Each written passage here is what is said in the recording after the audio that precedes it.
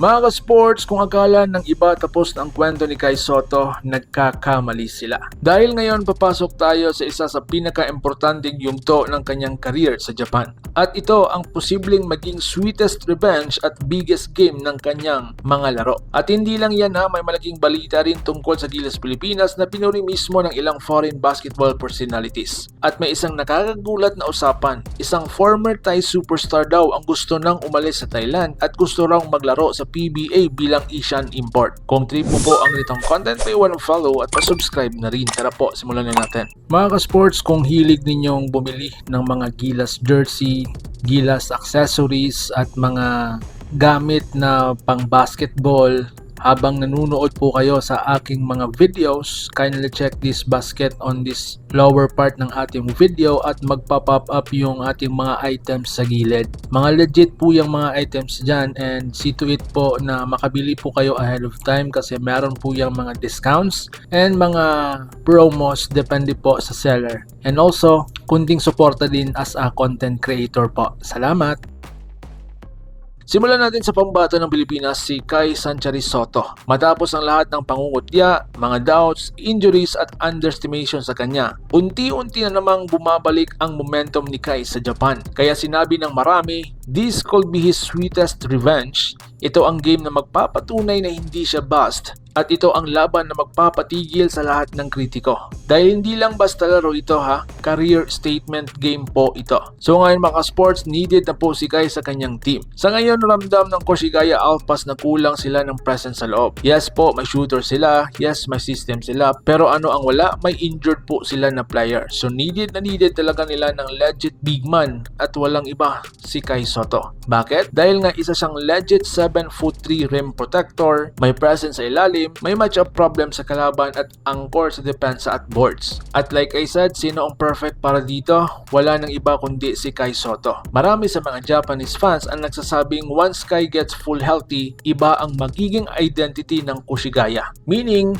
they needed him the most. Hindi next window, hindi next season, kundi ngayon. Mga ka-sports, dito naman tayo sa ibang segment. Pinuri ang Gilas Pilipinas. Habang nangyayari ito, marami pa ring banyaga ang humahanga sa ating national team na Gilas Pilipinas. Kahit anong issue sa SEA Games, kahit anong narrative ng Thailand, ang malinaw sa ibang bansa, Gilas is still the strongest in Southeast Asia. Physical dominant, mentality tougher at mas structured at mas disciplined. May ilang foreign analysts pa nga ang nagsasabi, if there's one team in SEA that plays real basketball system, it's the Philippines. Kaya kahit anong narrative ng iba, respeto pa rin sa Gilas. So ngayon mga ka-sports, ibang segment natin former Thai superstar gustong mag-PBA import. Ito naman ang nakakagulat. Lumalabas ang usapan na may former Thai superstar na tila na dismaya sa sistema sa Thailand basketball scene. Sinabi raw niya na mas gusto niyang maglaro sa Japan B-League or sa PBA. Bakit daw? Mas mataas ang level, mas competitive, mas respected ang players. And also,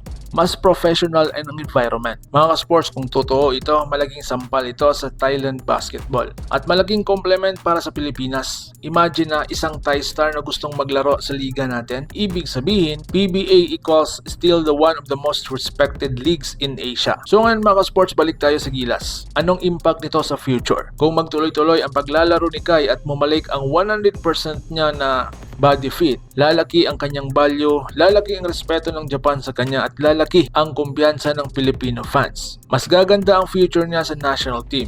At kung may Thai star na papasok sa PBA, mas magiging exciting ang liga, mas lalaki ang exposure, mas lalaki ang competition. At ang pinaka-importante, mas lalo namang aangat ang pangalan ng Philippine basketball sa Asia. Kaya mga ka-sports, Kai Sotto is not done. Gilas Pilipinas is still respected at mukhang kahit ibang bansa gusto nang sumama sa basketball culture ng Pilipinas. Kung gusto mo pa ng mga updated news mula kay Kai, Gilas at PBA, huwag kalimutang mag-like, share at subscribe dahil dito, lagi kang una sa balita. Maraming salamat mga ka-sports, mabuhay ang Gilas Pilipinas, laban Pilipinas puso. So paano? Ingat po kayo.